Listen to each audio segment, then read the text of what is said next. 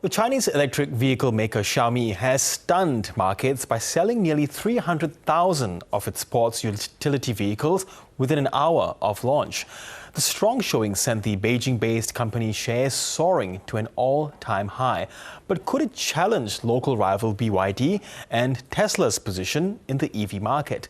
Let's get more on this with Wall Street Journal Asia business editor Peter Landis. Peter, good to have you with us today. Now, Xiaomi's founder Lei Jun says, quote, "We may be witnessing a miracle in China's automotive industry." So what say you? Was it a miracle with nearly 300,000 orders when it was launched?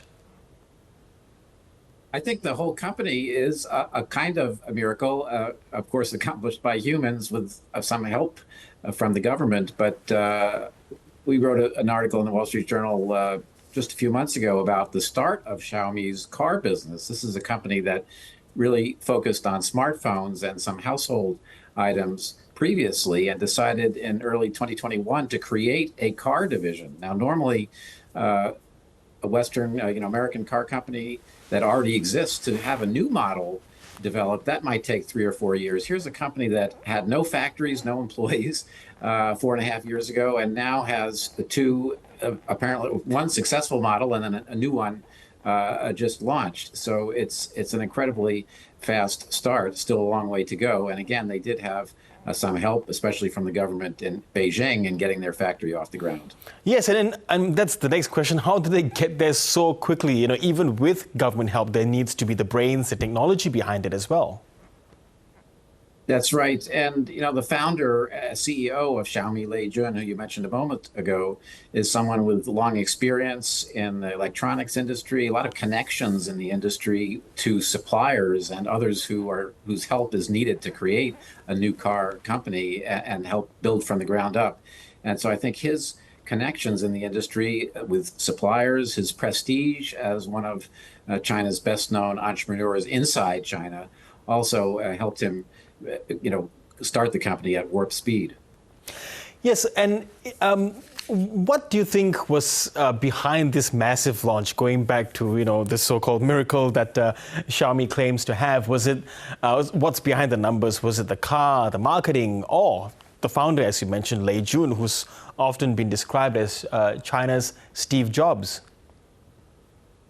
I think all of the above. Yeah, he is kind of a combination of Steve Jobs and Elon Musk in China, and well known to Chinese consumers. They follow his social media posts. He has long sessions online where he answers questions from users. So I think a lot of people know who he is and follow his statements online, and we're fascinated to hear of the SUV. That's a popular model. Until now, they've had just one model. And to be sure, this is still a small company compared with a Toyota or even compared with BYD in China. Still a small company. They had the one model that was a sedan, but a lot of drivers in China want the SUV. So I think that was a reason that there were so many orders in the first day. Peter, China has so many EV brands, and most we might not even be aware of here in Australia. The biggest known to many outside China is BYD, and then also as well there is Tesla. So is Xiaomi perhaps looking at competing with these more well-established makers? Does it have global ambitions? I think eventually it has global ambitions. For the moment, it's mainly available in China. Again, it only has two models. It's much smaller than BYD or even Tesla globally. And I think BYD is more kind of a practical car, usually the cheapest available in its class, generally considered to have a high quality. And Xiaomi is a little more kind of, what's the word? They're going for a sexier image, a little more special that you might, and the price is, fairly low for the quality of the car. It is higher than the cheapest BYD model. So I think they might be going for a slightly different consumer, but they are going head on against Tesla in China and are already, quite competitive with Tesla in terms of the number of vehicles they're selling. So it is a big threat for Tesla.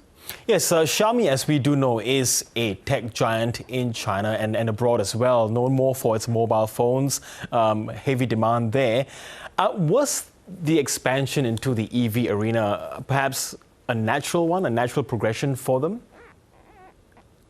I think it is because there's so many commonalities between the smartphone And the car these days, especially, we're talking EVs here, and so we're talking about expertise in batteries and software. So much of the value of the car these days is in the software.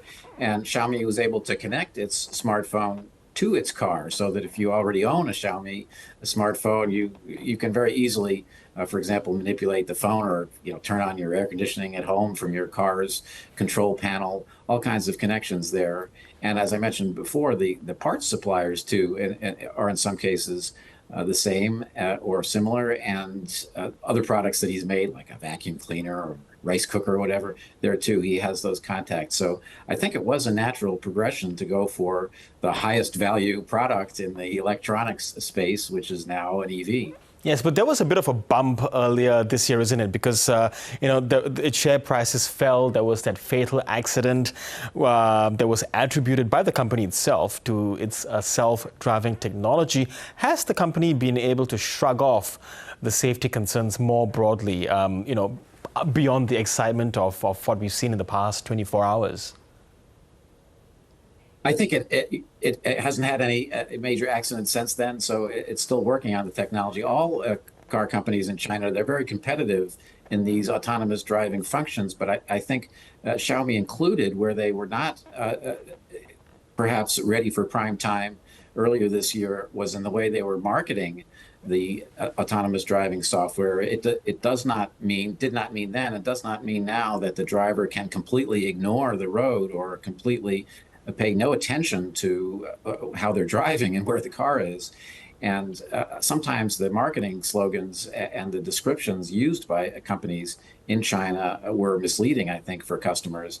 And what we saw in China after that Xiaomi accident was the government cracking down and saying, you have to make clear to drivers what your quote unquote autonomous driving system can and cannot do, and what is expected of the driver. And I think there has been probably an improvement in the marketing since then. Yes. And look, conversely, I want to look at Tesla, because it has production facilities in China. People do also drive them in China. Elon Musk is now back to putting his focus on his company as well. Do you see, they're not going to take this lying down, are they? Are they just simply going to allow competitors to eat through their market? What do you think there might be some sort of response from Tesla on that front to, again, I suppose, re-challenge the Chinese brands, particularly BYD? Tesla does have a continued position in China, maybe 2 to 3% of the overall market, which is a significant amount in a country as big as China, the largest car market in the world in terms of vehicles sold. So they're going to try to challenge Xiaomi and BYD and the other Chinese companies. Where they have the biggest challenge is in the autonomous driving software that we just talked about, yes, where Tesla has not been able to get Chinese government approval for the most advanced form of what they call full self-driving supervised, or FSD. That relies on artificial intelligence training, and they've had some trouble moving data back and forth between China and the US. And so whereas the Chinese companies, including Xiaomi, including BYD, are able to introduce their most advanced products, services in terms of autonomous driving in China, Tesla is one step behind its Chinese rivals, and there isn't a clear signal of when they will get that approval from the Chinese government. So I think that's their biggest challenge, because Elon Musk himself has said most of the value in his company, in his view, lies in the future of autonomous driving, perhaps robo-taxis. And if they can't move as quickly in China as their Chinese rivals can, that's a big problem for Tesla. Yeah, it's going to be a fascinating space as things progress further. Peter Landers, really appreciate your insights today. Thank you so much. You bet.